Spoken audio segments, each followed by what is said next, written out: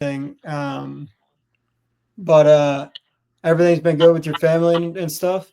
Everything's been amazing. My brother just graduated from Glenbar West, and Okay, other brother's just working. Sister has a job. Mom's got a new cool, job. They all love it. So cool. That's awesome. Glad to hear that, man. I'm hoping that you can pay the bills someday, playing in the big leagues. that's the goal, bro. Get back to the fam. That is the goal. Yeah, for real, for real. All right. Well, I'm just gonna do like a quick, like kind of corny intro, and I'll talk a little bit about like a quick bio on you, and then I'll Yeah. just say what's up, and then you can be like, "What's up?" and then we'll just go through a few of the questions I got. All right. It's cool. And if you don't want to talk about anything, just be like, "Skip," because I'm gonna edit it anyways. So you just let me I know. got. All right. All right. I got you. I appreciate it. Um, all right, what's going on, guys? Welcome back. Oh No Sports, episode 24. We got a special guest on today, Troy. Man, how you doing? I'm good. How are you? I'm doing great. So, little backstory on Troy and I. So, we've known each other. We went to the same high school, and we actually kicked it a little bit on the soccer field together at one point in our lives. That was about 10 inches before Troy grew to about 7 feet. But man, it's great to have him on, and just a little bio about Troy. So he's going into his junior year at Bowling Green. This is his third stop in college. He's dominated in his first two seasons, two-time Defensive Player of the Year on both of the teams he's played on. He was third in the country in blocks in NAIA his freshman year. In my opinion, should have won Freshman of the Year in that whole conference. And then his sophomore year as well, he was all conference and Defensive Player of the Year, as well as leading his team in rebounds. So this is a hell of a guest to have on, and we're super excited about it. So thanks for coming on, man. Thank you. I'm glad to be here. Glad to be here. For sure, dude. All right. Well, I want to talk a little bit about like pre-college. Obviously, I just touched on that we both went to Lombard West, and obviously we had a little bit different paths there. But how was your time playing in high school and playing with a few different coaches there? And then ultimately, we'll talk about you moving down to Florida. But just start out with that. Yeah. It was a journey. I really, as you said, I like soccer. So I was played soccer. And that was actually the sport I wanted to play pro in. But I got cut my sophomore year trying out for the basketball team, and that's kind of what really drove me to actually start liking basketball and loving basketball, and just because like I had never been cut from a team before. So after that, I went to M14 Academy, and it was an underdog. It's called an underdog team, and I literally was there. I was there Monday through Saturday, and we were only off on Sundays. So I really just try to work on getting better at basketball so I can make the team next year. And that was like really my motivation was getting cut. So I'm grateful that it happened, because if it didn't, I probably wouldn't have worked as hard, honestly. So Yeah, dude, that's awesome. And honestly, I didn't know that. So that's pretty cool. Learn something new every day. So then you obviously you played for West junior senior year, yeah. and then you went down to Florida and played down at Feltram. So talk to me about what that is. To be honest, I don't know a ton about the prep type stuff in basketball.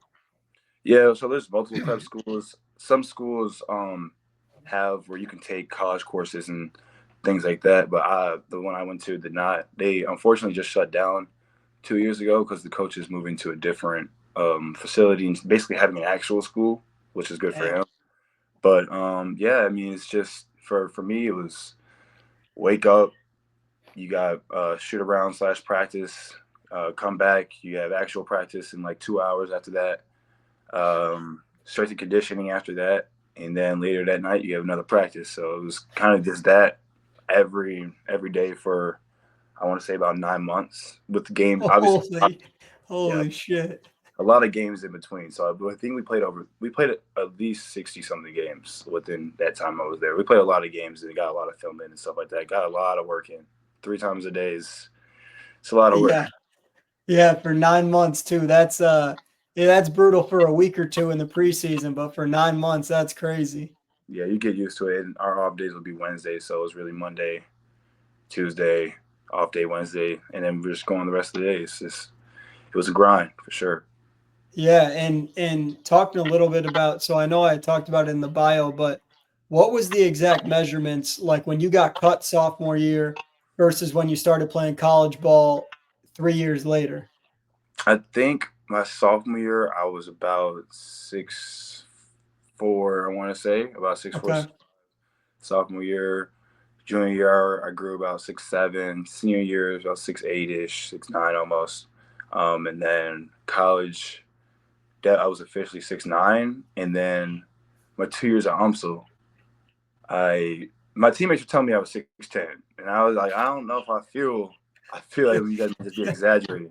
They would Yeah. exaggerate and say 7 feet sometimes. I'm like, I'm not 7 feet tall. Like there's a difference between that. But so it's somewhere between the 6'9", 6'10" range, but it all Okay. depends on Yeah. who's looking at it and stuff like Yeah, that. yeah. And if it's your boys trying to give you shit too, it matters that Yeah, way too. exactly. For sure. So talking a little bit about your freshman year, you obviously committed to Trinity Christian College, and that was NAIA. Hmm. Um, and you tore that up, man. You were, just to read off a few of the accolades for the listeners out there. You were Defensive Player of the Year. You were first team All Freshman team. You were ranked first in the conference and ninth in the country in rebounds, and then first in the conference and third in the country in blocks per game. So obviously you were feasting on those guys. And talk to me a little bit about your transition from playing down at playing down. Is it Feltram, right? Felsham Academy, yeah. Feltram, yeah, Feltram. I didn't want to mess it up. Feltram playing 3 times a day for 9 months and then transitioning to college hoops. What was that like? Well, it was nice because it was like Trinity was actually my only offer out of Feltram, so Wow. it was actually a blessing because I got that offer our last tournament there in Florida. So um, it was really a nice opportunity, and it was the only school I visited too. So I went on to visit with my mom. Visit the school was like, I mean, it's the only opportunity I have. Hopefully, they can provide a great opportunity for me to showcase what I can do. Yeah. And honestly, that's exactly what happened. I was able to showcase what I do. I'm a very cultural player, so I just got coached. I found out what I was good at and what they needed me to do, and I just did it. Like I just block. They want me to block shots and rebound. I wasn't really much of a scorer, but obviously, eventually, I had to become that. Block shots and rebound. That's literally what I do. That's what I work on all the time. So Yeah, when I was doing a little research up on you, I was like, damn, those are some AD numbers in college right there. yeah, Like almost 4 blocks a game. That had to be crazy. Did you feel like it was like any guard that's driving, it's yours all day? good. Literally, like sometimes we would talk about like funneling. They would funnel the guards to Hmm. me just so I could block it. Or if I got mine, like if you guys get blown by, like don't go up and try to block it. Like I got it. Like that's Yeah. mine. And it's really all just about like reading the like the guards' footsteps or even like the bigs' footsteps. Sometimes like just reading like Yeah. what they're gonna do and try to predict what they're gonna do before they do it. And you can as you keep going, you kind of just see like a pattern of moves that because it's not many moves that you can do once you play off one foot. Off two is different, but if you're playing off one foot, it's a lot easier to read it and block it. Obviously, so Yeah. Yeah, and I know like obviously this is a little different, but when Zach Edey was at Purdue, I felt like not only was like obviously blocking a lot of shots is great, but I feel like even just contesting, like your long reach inside is probably huge as well. I'm sure your coaches thought that too.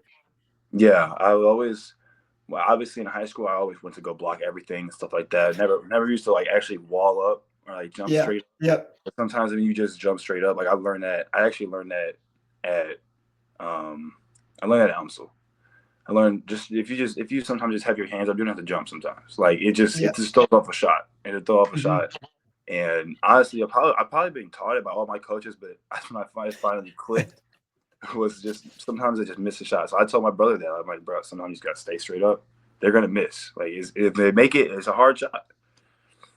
Yeah, and do you feel like talking a little, getting into the weeds of basketball a little bit, but do you feel like it's tough to stay out of foul trouble when you're such a defensive presence? I mean, you've been that for every game of your college career. Do you feel like it's tough to stay out of foul trouble? It it was tough. It wasn't tough at Trinity, but it was definitely tough at Onslow sometimes, just because guys are a little bit more skilled and know how to draw the foul. Oh yeah.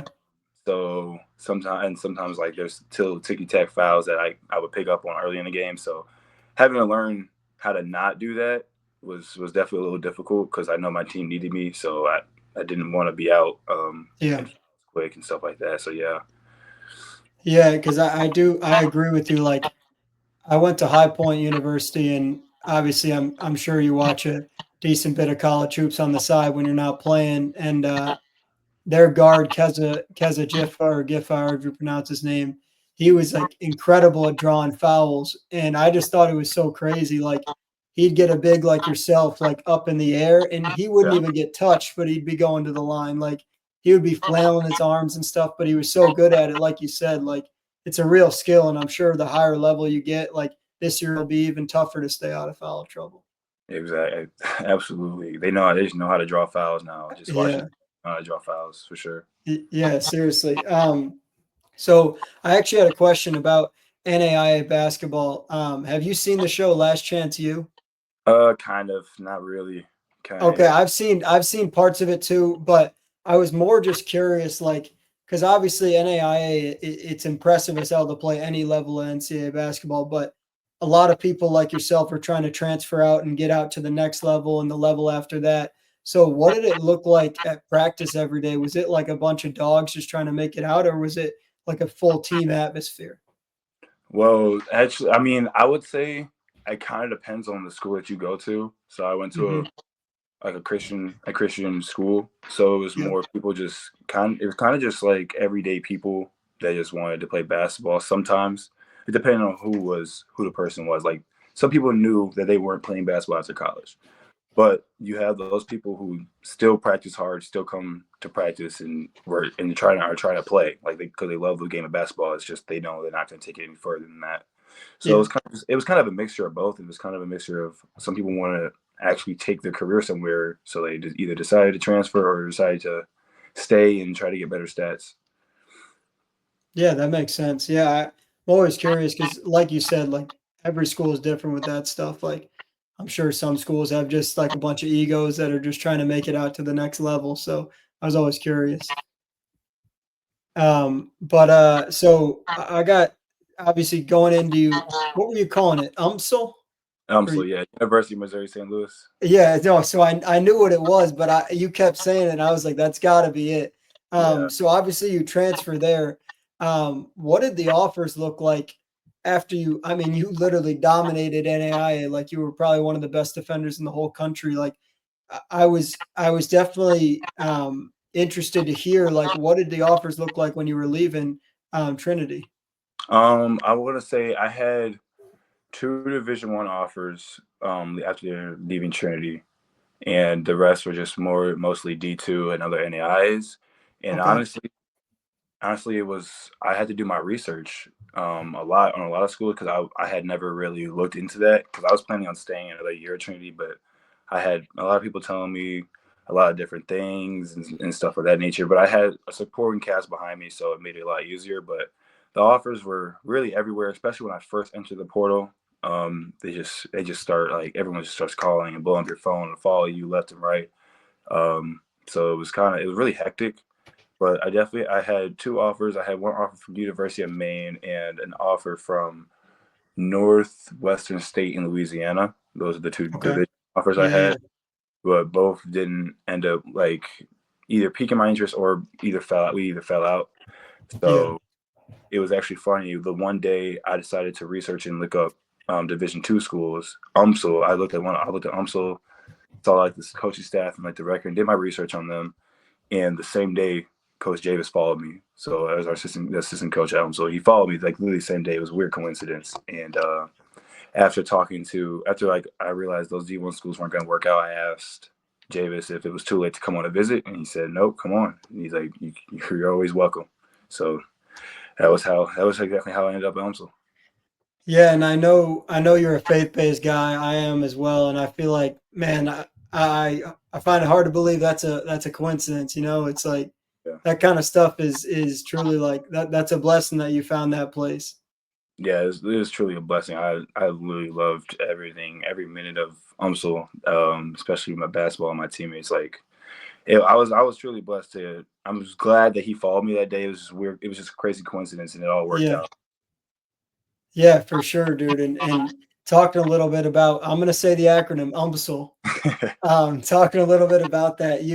So obviously you walked in there and I'm sure you weren't sure what to expect, but you averaged 10, 8, and then 2 blocks a game again and won another defensive player of the year. So what was the transition like actually basketball wise playing NAIA versus D2?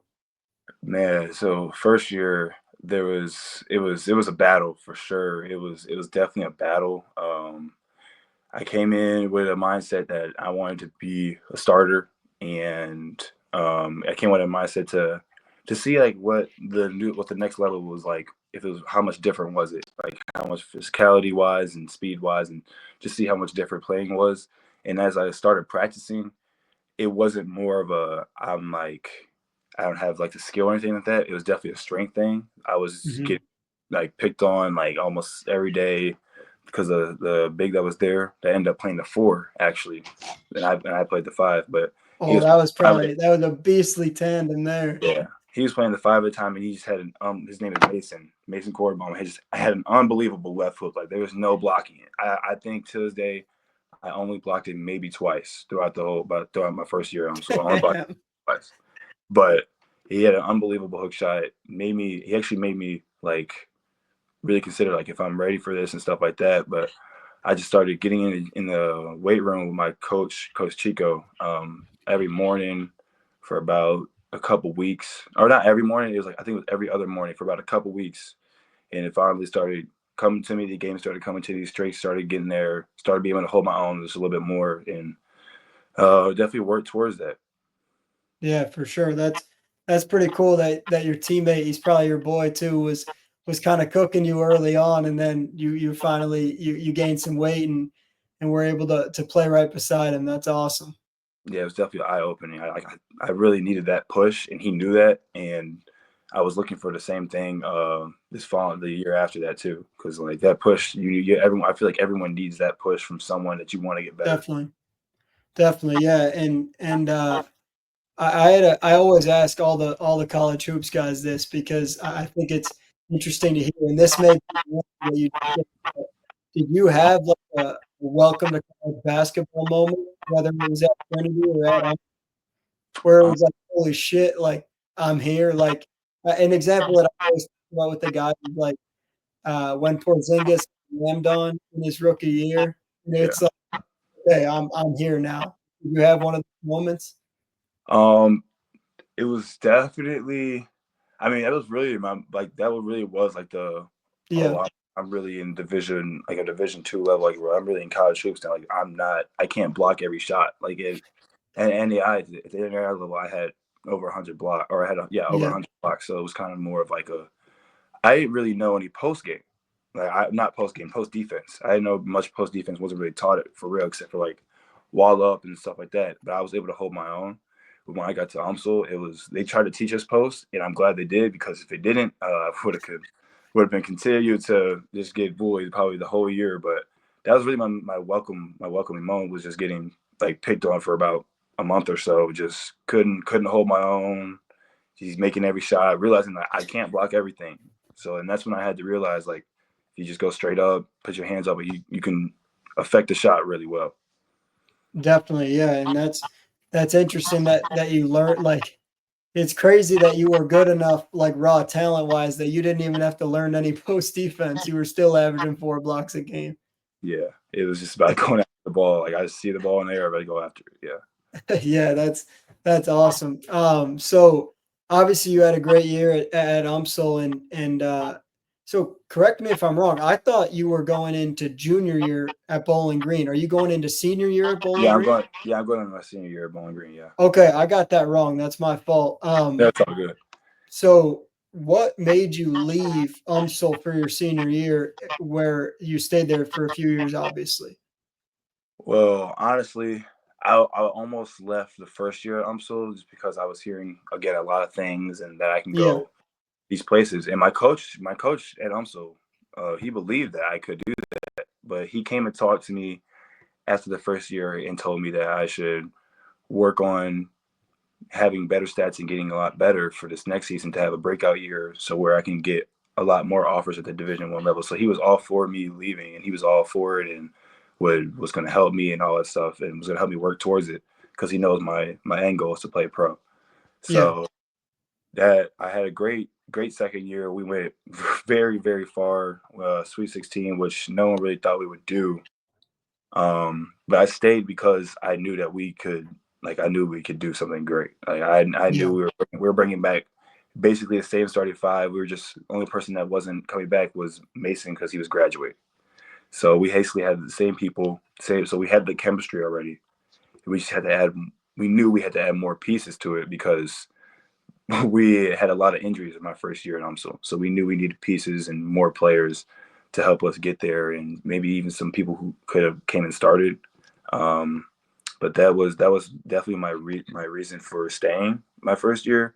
The reason for leaving was because my coach. I mean, I know I wanted to play at the Division 1 level. I know what Yeah. it takes to get to that next level, like the pro. And my coach believe he was all supportive of it, so it didn't make it that hard to go tell them like, yeah, I want to go to the next level because they already understood it. Like throughout the whole season, they understood it, but they also know I wasn't playing for my stats. Like I still play to win, regardless of where I'm Yeah. trying to go. I'm still trying to play to win. So That's pretty cool that your coach was like that on board with you leaving, because a lot of coaches, especially nowadays in the portal, are like, you're not going anywhere, whatever, this, and this. Like, that's pretty awesome. You had a coach that believed in you like that. no, yeah, it was amazing. Like it literally made it like we still have a good connection. And Yeah. he texted me, check up on me. They told me congratulations on when I committed and stuff like that. They still let us shoot in the gym and work out and stuff like that in the gym after because they understood like the reason for me leaving, but there was obviously no bad blood, and obviously gonna miss it. But I miss it too because the coaches were great. I had no complaints. Coaches were great, and That's all. teammates were great. Couldn't ask for better teammates. Like it was a great experience, but I have a bigger goal, and they understood that, so it was nice. Was it just you who left, or was some of those four other guys that stayed in your second year? So, um, actually, two of my boys, like the ones I was too closest with, they both left, but they also they graduated. So they luckily had another year, but they didn't have another year in the Division 2 level, only Division 1 level. Okay. So they both went to Division 1, Middle Tennessee and UC San Diego, and then our point Damn. guard And Matt that, M. oh, Yeah, then our point guard Matt Enright went to Austin P. So he left, which is a little heartbreaking to all of them. Kind of surprised all of us actually because he's been there. He was there also for 3 years, but he also has a bigger goal. So it was very understandable. It was very yeah. hard to make, but yeah. So he left, and then one of our freshmen left. He was my backup five. He was really a four man, but he left. He went down to the JUCO level, where he's doing pretty good now. And then Good. we had a walk on who left. Is doing really good too. Yeah, it's always interesting, man, because like nowadays the portal is just crazy. Like like I forget what team it was. I'm trying to think. It might have been, I think it was Baylor. All 12 guys left, Yeah, and it's yeah, like that's so wild to think that that's a reality nowadays. And obviously with this NIL stuff is opening up a lot of doors for the larger schools. And but yeah, that's super cool. And I mean, even though I'm sure those UMSL coaches are upset, they got to be happy, man, that they produce four Division 1 guys out of their D2 school. That's pretty sweet. yeah. Literally. And they know we're gonna come back and visit them and stuff like that. Like they know they still texting our. We actually still texting our main group chat all the time. Say happy That's birthday. awesome. Text all the time. Like we all have a good relationship because of when we went through for those last two Yeah. years and the very last year. Again, what we went through, but injuries and stuff like that. Like we played five guys. Like we played 5 to 6, really, depending on foul trouble. But we really played five guys sometimes, and That's insane. like you gain a bond between like doing Oh that yeah. and going as far as we can. Yeah, like it's one thing to do that in a practice scrimmage, but doing that in like conference play is crazy. Yeah, and just going, and it was still crazy because even though we knew we were facing adversity, like everybody still came to practice. Everyone still came to get better and compete, and we were always competing in practice. And I think that's what made us a lot better. Yeah, that's awesome. Question about maybe Umsul, maybe Trinity, um, or it could be none of the two. But who's the best player you've ever been on the court with? Um, Either we'll do that you've played against and that you've had on your team. Played against like best player that I've had to guard, or just best player like that I played that I've seen. Either one, whatever you want to do. I always just find this interesting. I'm a basketball nerd, if you couldn't tell. Uh, that I've had to guard, it was definitely at UMSL, and his name was Kendrick Chachua. He's playing pro now overseas somewhere, but he just had insane like he would hook my arm every time and just get me in foul trouble. Like, but it was Oh yeah. legal, and he was just very strong. He had been at UND for I have no idea how many years, but I know he was there for at least two. So Hmm. yeah, he was just a lot stronger than me, and he was definitely one of my matchups that I just wanted like to compete with every time we played at UND. So that was definitely an also at Trinity. I can't remember. It's just been so long. I can't remember one of the players, any of the players there for real that I played against. But that's definitely one that I remember from UMSL. How about your best teammate that you've ever had? Just one guy that's like, damn, this dude was a bucket. Well, Matt Enright is a bucket. Matt, he can shoot it from anywhere on the floor, and if you don't have a hand up, that's bad. But Is that the one going to UC, or no? Is that the no, one that no, graduated? he's going to OCP. Yeah, that's Okay. going to OCP. But best player I probably played with on the floor with me is definitely Emmanuel Prosper. He's the one that go to UC San Diego. Yeah, that's a hell of a transfer. They're really good. Very good, yeah. I mean, they lost in the first round, right? But they had like 27 wins or something like that. I think they had. I think they were 30. They Oh were yeah, one of you're the. right. They were 30. one of the few 30 win schools that were left. So They had that New Zealand kid playing guard. The kid was nice. yeah, he was nice. Yeah, damn, that's pretty cool. I always like hearing that because, like, you never really know. Like, sometimes you pull out some answers like that guy Achua. I've never heard of that guy, but I'm sure he's amazing. Yeah, he's yeah, he's strong. He was strong, man. Yeah, yeah, that's dope. And then one question more so about your personal life, but who's the one person that you think like you'd attest all this hard work and grind into, that's been like the biggest influence on you working so hard? Definitely my mom. My mom is probably one of the most. Not even. My mom is the most hardworking person I know, and she's been doing it by herself since I can remember for real. And somehow, some way, she's been able to get us all to all of our games and practices and a bunch of other stuff that we've been trying to go to while also working a full-time job. There was a point in time where she was working three. Like, is my mom, and she's still trying to help us, even as a grown adult, like help me with my stuff, even though she has her own stuff going on, even though she just got a new job and she's still trying to look out for us. So my mom's definitely a person that I want to give back to. The reason I'm working so hard for her, and I'm just trying to make it out and give back to my mom for sure. Damn, man, that's pretty cool.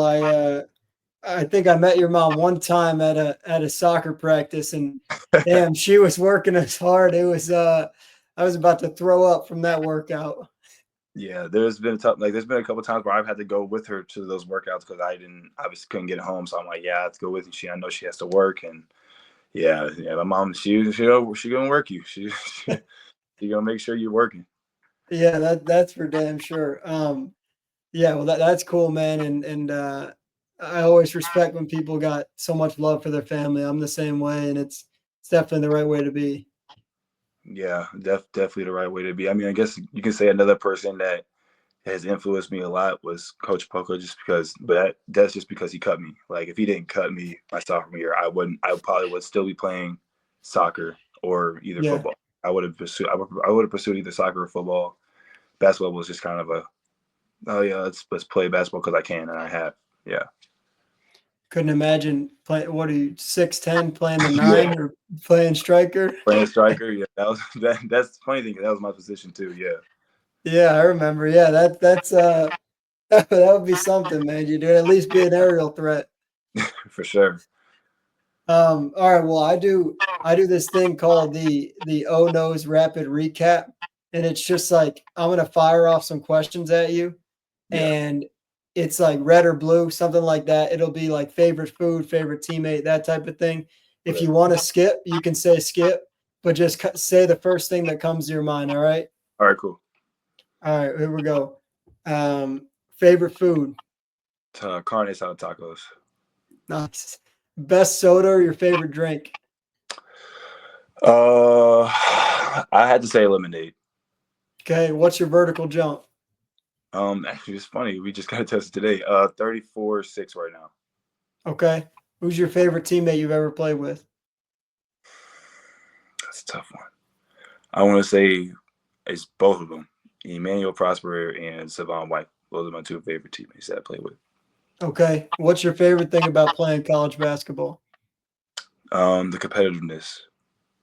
Competitiveness. Who's your NBA player comp? My player comp, I've been compared to a lot of Giannis, but I think personally Giannis and a little bit of AD because that's because those are the two I watch the most. I try to Okay, watch that's pretty most. damn good. I'll Yeah. take both of those. When's the first time you dunked a basketball? Freshman year in November. Okay. Your favorite TV show you've ever watched? Avatar: The Last Airbender. Nice. What's the best basketball movie in your opinion? Coach Carter. Nice. Good one. Favorite artist? Rod Wave.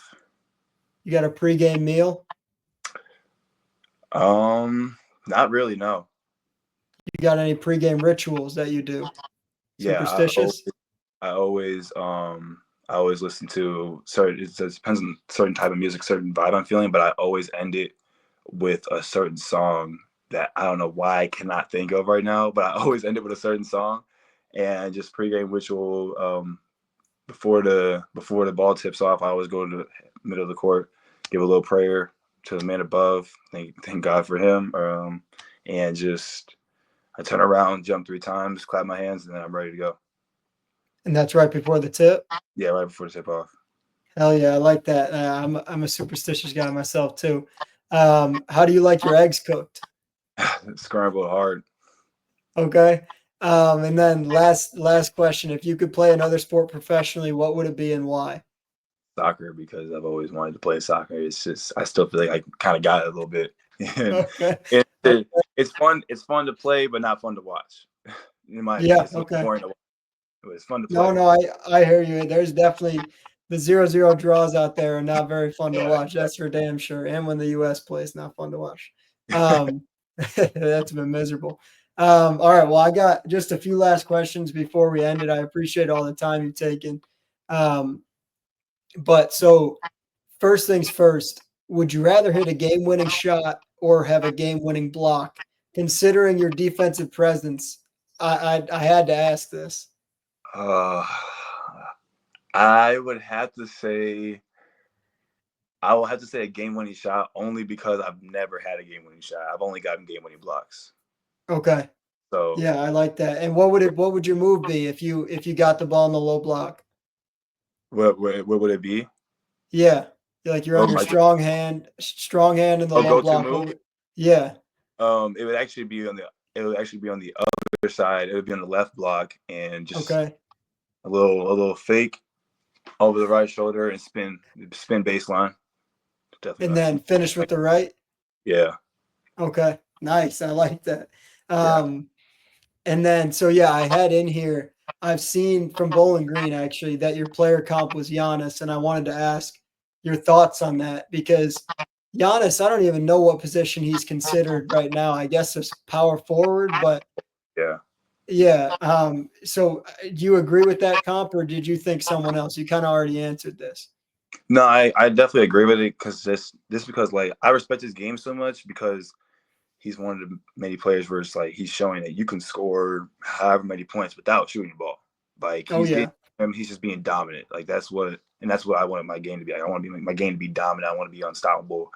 I'm trying to work towards playing on the perimeter more and playing out of like the little free throw line area and just getting to the rim. I love dunking the ball, like, and that's what he's good at. So yeah, that is my definitely my player comp for sure.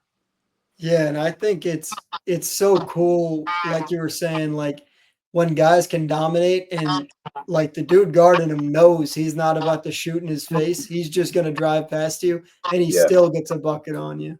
exactly. Like he's gonna find some way to get to that bucket, which is why I learned from him. I tried to develop my spin move as much as I could. Like it's kind of it's not an unstoppable move, but it's really really really effective, especially when you Yeah, just have people. You just have a big guy just coming at you and spins like.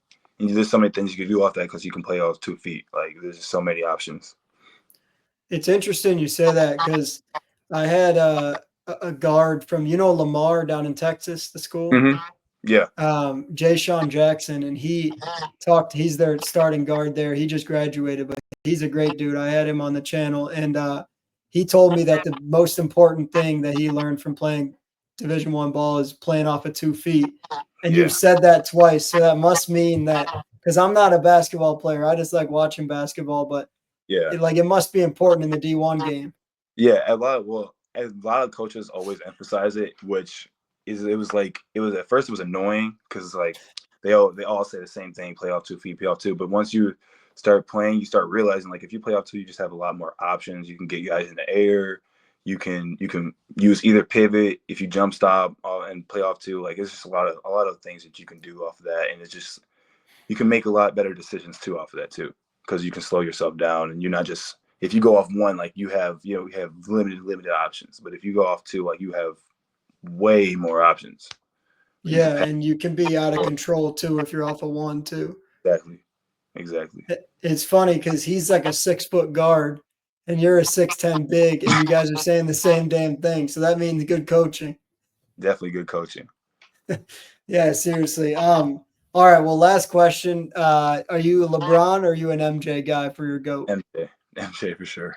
MJ, is that because you're Chicago or is that because you think MJ's the best? Ever since I watched The Last Dance, it was I kind of watched The Last Dance the first time it came out, but then I rewatched it I think a year later, and it just yeah, it's definitely MJ for me. Okay. I respect that. All right. Well, I always end on this. Is there anything that we haven't covered that you want the people listening to know about you and that I haven't talked about? Uh, not anything I can think about except just have fun. If you don't have fun, it's everything in life is going to be hard, but you got to have fun. I couldn't agree more. That's a good point. I know it's a tough question. I put you on the spot, but Okay. I'm gonna share something a little funny quick. Zach Austin, he plays for OKC summer league team now, but he was balling out at Pitt. I asked him that question, and he told me that he thinks he could beat anyone in the country in 2K11. And I was like, that's a crazy, but I always ask it after I asked him because I was like, holy shit, that's the craziest answer I've ever heard. I don't know if I'll ever hear something crazier than that. That's very it's very random 2K. Yeah, it's like 15 years ago. But anyways, I appreciate you coming on, man, and it's been great.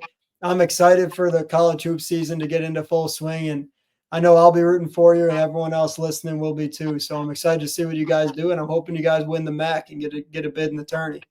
I really appreciate it. I hope you do too. That's what we're working towards. And I really appreciate you taking your time out of your day to have me on here and realizing what I've been working towards. So I appreciate it. Hell yeah, man! It's tough to miss it. Well, I appreciate it, and best of luck. Thank you. Best of luck. All right.